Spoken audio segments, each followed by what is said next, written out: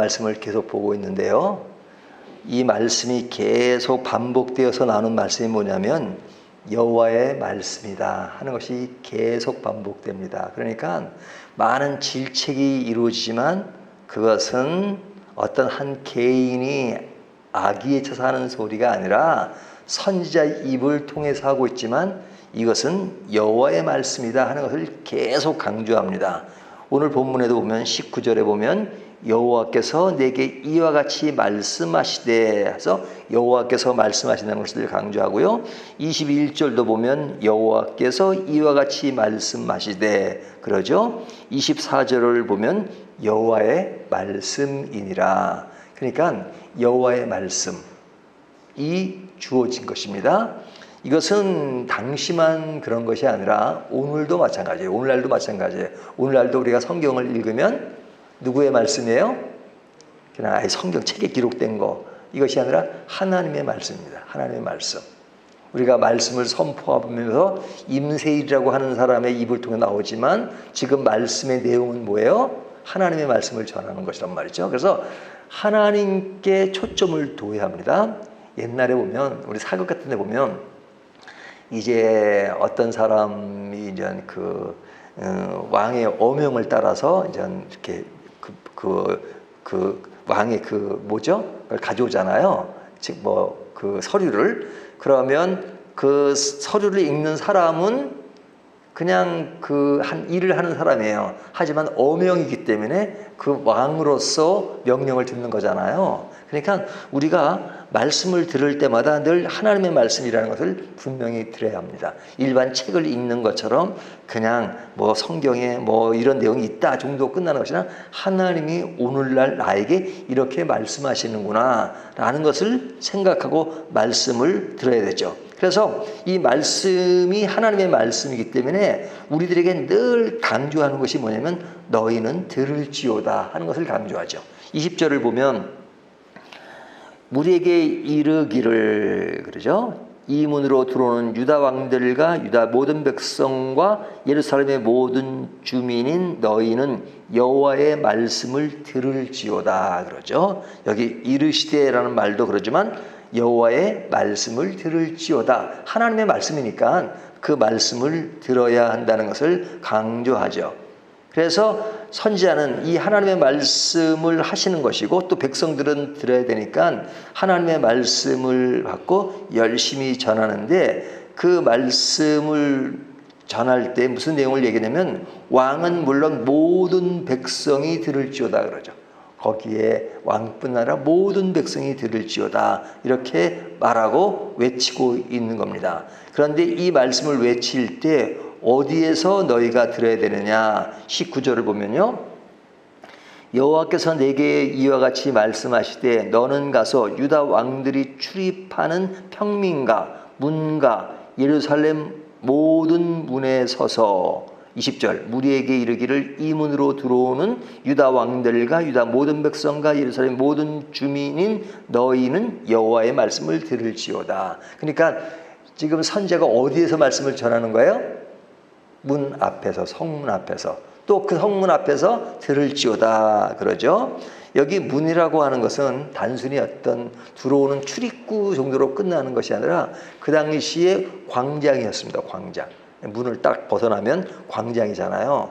그래서 그 광장에서 전해지는 일들은 그곳에서 이제 그 행정이 이루어지는 겁니다. 행정. 그러니까 사법도 이루어지고 그러니까 재판도 거기서 벌어지고 하는 일들이에요. 그리고 공적인 것이 선포될 때 그 문 앞에서 선포되는 겁니다. 그래서 구약 성경에 보면 소돔과 고모라 사건 때 또 주의 천사가 찾아오면 그 롯이 이렇게 문 앞에 나갔다 하는 것은 그 앞에서 어떤 행정일이 벌어진다는 그런 이야기입니다. 그러니까 지금 이것은 공적으로 이루어지는 것이에요. 공적으로. 그 공적으로 하나님의 말씀이 선포되고 있으니까 너희는 공적으로 이 말씀을 들어야 한다 하는 것을 강조합니다. 우리가 무슨 사적으로 하나님이 말씀하셔도 그 말씀은 귀한 거지만 그러나 이것은 공적으로 모든 사람들에게 왕부터 백성 모두에게 반드시 들어야 될 그런 말씀이니까 너희는 들을지어다 이렇게 말씀하는 겁니다. 굉장히 중요한 말씀을 하는 거예요. 그런데 그 말씀의 내용이 뭐냐 쭉 읽어보면 무엇을 강조해요? 안식일을 지키라 하는 것을 강조하죠. 안식일을 지키라. 그래서 오늘 본문은 안식일을 지키라는 말씀이 계속 반복되는 것을 볼 수 있어요. 너희는 안식일을 지키라 그러죠. 그러니까 안식일을 굉장히 크게 이야기하는 겁니다. 그냥 단순하게 뭐 안식일을 지킬 사람은 지키고 그런 것이 아니라 반드시 공적으로 지키라고 하는 말씀이에요. 그러면 이 안식은 뭐라는 것이 알지요, 우리는. 이 안식일 하면 이 안식이란 말은 기본적인 이해는 뭐냐면 쉰다는 거예요. 쉰다는 거예요. 그래서 22절을 보면 안식일에 너희 집에서 짐을 내지 말며 어떤 일이라도 하지 말고 그러죠. 내가 너희 조상들과 명령한 같이 안식일을 거룩히 할지어다. 안식일을 거룩히 하는데 그 거룩히 하는 것이 뭐냐? 너희는 지금 짐을 내지도 말고 그리고 쉬라고 말씀하시죠. 쉬라고 말씀하시죠. 그러니까 우리가 안식한다 그러면 제일 기본적으로 인식되는 것이 쉰다는 것을 말합니다. 그러니까 이 쉰다는 말 이런 것을 보면 우리는 그 쉰다는 어떤 외형적인 그곳에만 국한할 때가 많아요. 하지만 이 말이라고 하는 것은 굉장히 깊어요. 그래서 하나를 아는 사람이 이것을 이해할 때 하나를 이해하지만 100을 알면 100에 대한 이해가 있고 1000을 알면 1000에 대한 이해가 있단 말이죠. 그러면 하나님이 1 정도의 이해를 가지고 말씀하시는 게 아니고 인간이 생각하는 것보다 굉장히 큰 의미를 담고 말씀하시는 거죠. 그러면 하나님이 단순히 아이고 일주일에 한 번 정도는 쉬어 그냥 피곤하니까 쉬어 라는 정도로 말씀하는 것이 아니죠. 그래서 이 안식일에 대한 문제는 언제부터냐면 창세기에 하나님이 6일 동안 세상을 창조하시고 7째 날 안식하셨다 하는 말은 하나님도 그냥 6일 동안 창조하시니까 너무너무 힘드셔가지고 하나님이 쉬셨다 이렇게 이해하진 않잖아요. 하나님은 피곤을 모르신 분이에요. 근데 그때 안식하셨다는 것이 뭐냐? 단순히 쉰다는 정도로 끝나는 것이 아닙니다. 6일 동안 열심히 일을 하고 하루 쉰다 하는 것은 단순히 피곤하니까 쉰다라는 것으로 끝나는 것이 아니라 여기에는 어떤 의미가 담겨 있느냐. 사람이 일을 열심히 해야 살 수 있죠. 일을 안 하면 어떻게 해요? 사람이 살 수 없다고 생각하잖아요. 그러니까 일하기 싫거든 먹지도 말라라는 말씀도 있을 정도예요. 그러니까 사람이 열심히 일을 하면 그 대가로 모든 것이 주어지고 열심히 한 사람에게 그 보상이 된다라는 것이 기본적인 상식이잖아요. 이 상식은 틀림이 없어요. 게으르면 안 돼요. 성경은 게으른 것을 원하지 않아요. 근데 우리가 이런 부지런함과 성실함은 중요하지만 그 성실함이 마치 내가 열심히 하면 나에 의해서 주어진다 라고만 생각하면 그것은 오해다 이거죠. 내가 열심히 한다 할지라도 또 하나님 것을 원한다 할지라도 그 모든 결과를 주어지는 것은 하나님이 주신 것이다 하는 것이 강조되는 겁니다. 예를 들면 의사들이 그 의학 공부를 하기 위해서 얼마나 많은 시간을 보내고 열심히 하고 또 학교만 졸업했다고 의사가 되는 게 아니잖아요. 졸업해가지고 또 많은 경험을 쌓고 그런 과정을 거치잖아요. 그래서 최선을 다해서 사람을 치료하고 수술합니다. 하지만 정직한 의사는 어떻게 말을 해요? 나는 내가 가지는 의술과 이런 것을 총동해서 내 최선을 다했지만 낫게 하시는 분은 누구라고요? 하나님이다 이거죠. 그러니까 의사들도 정직한 의사는 나는 열심히 최선을 다했습니다. 하지만 결과는 두고 봐야 합니다. 이것이 정직한 의사죠. 농부도 마찬가지예요. 농부가 얼마나 열심히 일을 합니까? 씨를 뿌리고 물을 주고 하지만 자라게 하는 것이 본인이 아니죠. 예? 저희 교회도 보면은 이렇게 목사님이 이렇게 화분도 가꾸고 하지만 그러지만 열심히 가꿔요. 하지만 자라고 하는 것은 누가 하게 하시는 거예요? 하나님이 하시게 한단 말이죠. 하나님의 힘으로 되는 겁니다. 그러니까 우리가 열심히 해야 하나 이 모든 결과가 하나님에 의해서 주어진다는 것을 생각하는 것이 중요하죠. 그러지 않으면 인간이 잘난 줄 알아요. 그러니까 안식일에 쉰다는 의미는 뭐냐면 이 모든 것이 너희의 열심에 의해서만 되어지는 것이 아니라 하나님의 은혜로 주어지는 것이다. 하나님의 은혜로 주어지는 거야. 그러니까 하루 쉬어봐. 하루 쉬어봐. 쉬어보면 쉰다고 해서 손해가 나고 그래서 모든 것이 안 되는 것인 줄 알지만 그렇지 않아. 쉬어봐. 하나님이 하셔. 그러니까 하나님이 너희가 일을 하지 않아도 하나님에 의해서 된다는 것을 상징적으로 보여주는 거죠. 상징적으로 보여줘요. 그러니까 이런 일은 꼭 안식일만 그런 것이 아닙니다. 유대인들에게 굉장히 중요한 것은 할례잖아요. 할례라는 의미가 뭐예요? 할례.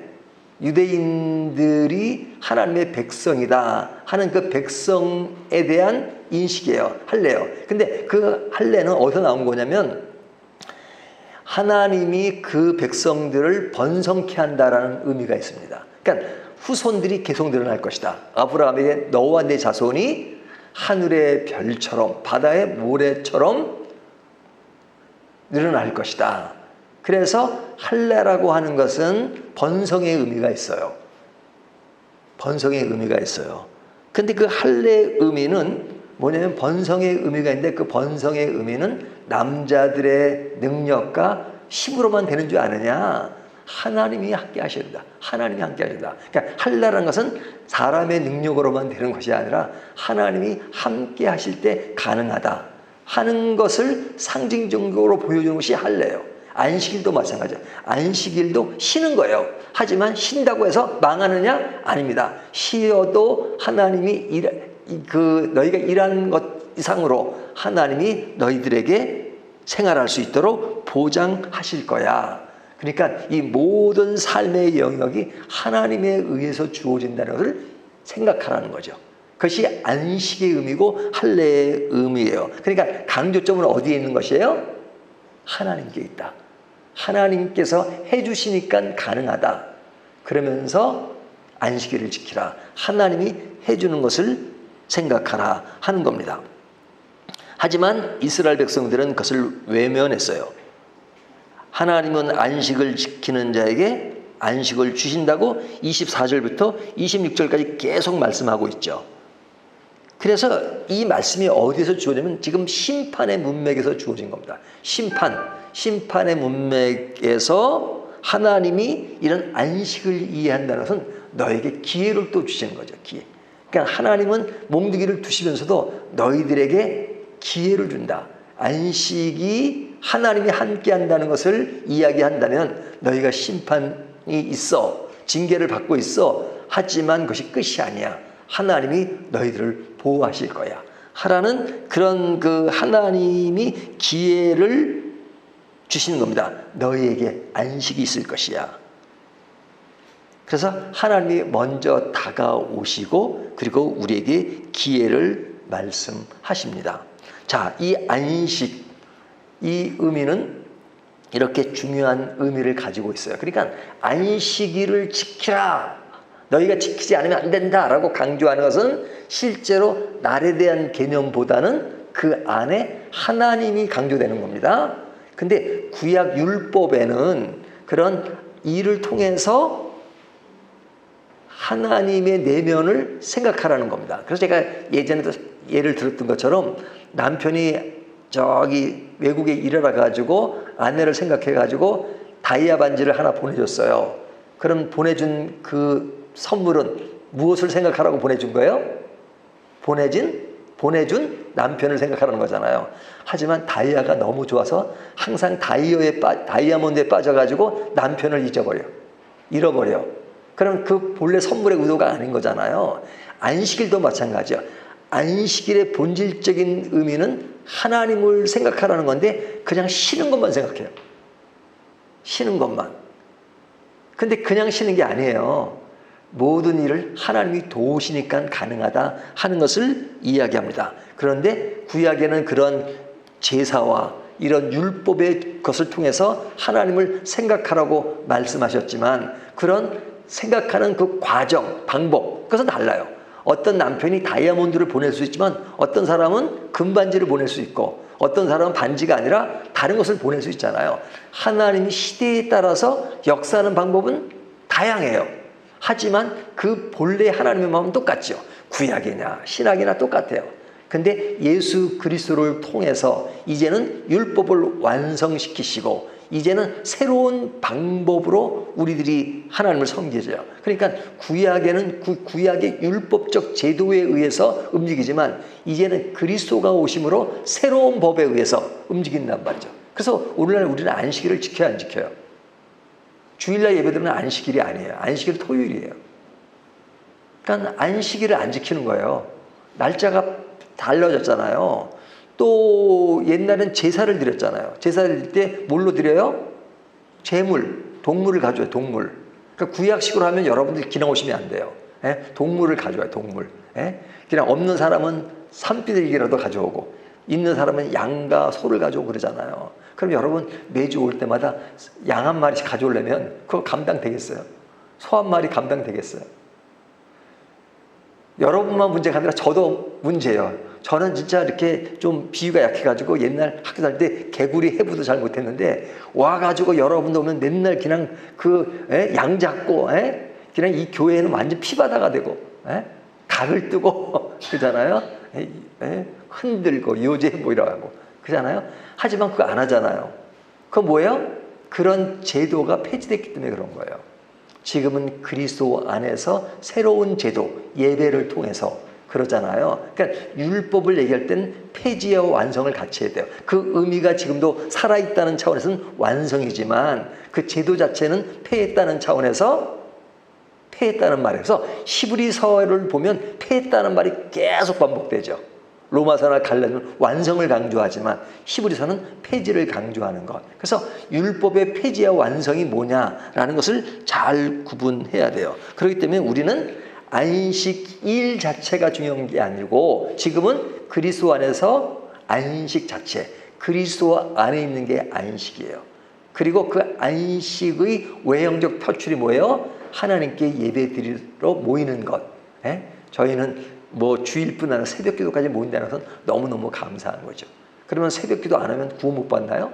아니잖아요. 하지만 하나님의 사랑하는 마음을 이렇게 외적으로 표현한 거죠. 하지만 하나님을 사랑하는 것이 없이 외적인 것만 있으면 그건 아무것도 아니잖아요. 구약의 율법만 있잖아요. 그러니까 두 가지가 다 조화를 이루는 게 중요해요. 하나님을 사랑하니까 어떤 외적 표현이 되는 겁니다. 하지만 외적 표현이 됐다고 해서 하나님을 꼭 사랑하는 건 아니에요. 그러니까 전자는 두 가지를 갖출 수 있지만 후자는 한 가지만 갖추고 있는데 본질적인 것을 잃어버려요. 그러니까 외형적인 것을 가지고 평가할 수는 없어요. 하지만 교회도 안 나오는 사람 보고 신앙이 좋다고 말할 수는 없죠. 기도도 안 하는 보고 아유 나는 기도도 안 하고 교회도 안 나가지만 하나님을 진짜 사랑해. 그거는 아니에요. 왜? 그래서 이스라엘 백성들에게 하나님은 안식일을 지키라 라는 말씀은 그 두 가지를 다 겸해서 말씀하는 거죠. 안식일도 안 지키는 사람이 하나님을 사랑한다? 말이 안 된다 이거죠. 그래서 저희 교회는 직분을 할 때 외형적인 것은 다 갖춰야지만 직분의 대상이 될 수 있죠. 교회도 안 나오는데 어떻게 직분을 줄 수 있겠어요?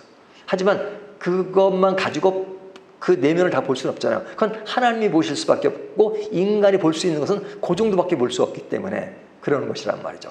하지만 우리 개인은 하나님 앞에서 내 모습이 어떤 모습이 진짜 중요한 모습인가 하는 것들을 다시 한번 생각하면서 내적으로 하나님을 사랑하고 그리고 그것이 외적으로 하나님을 사랑하는 실제 삶의 모습 속에서 예배하는 모습 속에서 살아날 때 그 신앙은 아름다운 것이죠. 그 아름다움을 함께 공유하는 저와 여러분이 되시기를 주님의 이름으로 축원합니다.